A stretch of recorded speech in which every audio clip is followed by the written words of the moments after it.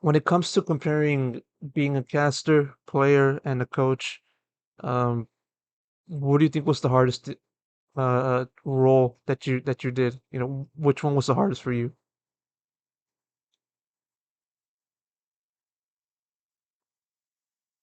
I think they're different in their own ways, but I think coaching is honestly the hardest because I think it's so nebulous a lot of times. Like, it's just a very undefined role, even now. Back then, it was completely undefined, but nowadays it's more defined, but it's very tough. Like, you go in there, you can do so much, you can work on so many different things on a team. You can be a personal coach, you can be a life coach, you can be a mentality coach, you can be a sports psychologist, you can be a drafter, you can be a captain, you can work on game mechanics, you can work on laning, you can work on anything in the game, you can work on individual. Like, it's so broad, and at the same time, you have to pick and choose. And if you pick wrong, you can sink your team. If you pick right, you can make them champions. It's everything in between. It's very difficult, and at the same time, it's very stressful because you're watching something outside of your control. You're sitting on the sidelines watching a game that's outside of your control.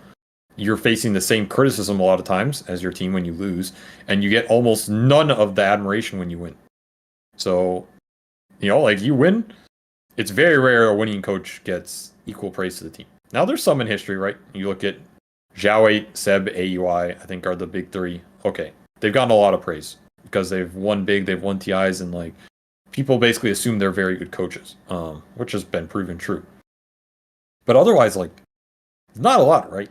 Are people giving Sunby praise for Talon getting top three at multiple events? Are people giving the coaches from these CIS teams praise, right? Like Bulk, and are they giving Silent praise? Like, this Silent guy is probably an absolute beast, right? He won a TI, they've won Riyadh. It's like you're on one of the best teams ever. Like, does anybody know what he does?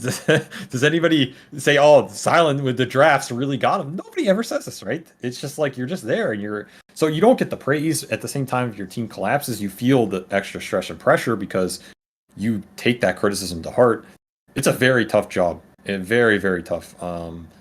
You need to have a lot of respect and trust from your team to feel good about it. Um, and I think that's something that is hard for coaches to figure out until they experience like the ups and downsides of it. And then once you figure that out and you've matured, the job becomes a bit better. But especially for new coaches, that's very tough. So I think in that sense, it's like the hardest. But I think playing is the most. I think playing is the most stressful in terms of like it just takes over your life, right? Like it's just you have to live Dota to win a TI. There's no way around it.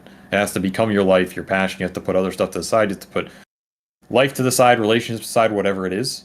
And that's what makes it stressful, not necessarily the actual playing part. Because for me, playing wasn't stressful. It was the fact that it took 18 hours a day for like 4 years in a row. It's like my brain is turning into Dota. I don't like this. Um, and I think the talent side relieves a lot of that. You can have a life and be talent. It's more like a traditional job in some sense. You can have relationships, you can have downtime. It does not consume your brain for the better. um, but talent is also more stressful in terms of feedback. As a player, I did not care what the community thought to a 0%. I do I get last place at LAN, and there's like some thread with a billion comments or some hate messages in my Twitter DMs about how I lost so many money or whatever. Zero cares. It did not affect me at all, and I think that's true for a lot of players, not for everybody, but for a lot, just because, like, so what? I'm here trying my best and competing, and I'm just gonna see how well I can do. And it's there's very few people in the world who understand Dota at that level, so you don't really give them too much credence. But as a talent, that feedback affects your job. Like it affects people that are hiring you. It affects other people's perception of your hireability or the product you're producing. Your product is also to make the viewer experience enjoyable for them. So if you feel like you're making it unenjoyable for people, that feels really bad. Like you're ruining it for somebody, right? So that's the stressful part about being a talent is that you are locked in a lot more with public perception, other people's feedback, uh, that type of thing, and you kind of have to pay attention to it and use it, and that can be a big stress factor for a lot of people. There's a lot of talent that get affected by it, even though it's easy to say like, oh, well, it's just people on the internet saying random stuff, but like you have to listen to feedback because that's your job is interacting, creating a product for people, right? So that's just the job. Um, And that's something that I did not experience as a coach or player, or at least I personally didn't care about as much. But obviously, it is a factor. Like there are coaches and players that receive huge amounts of criticism and hate. I'm not taking anything away from that. I'm sure it affects them to the same degree.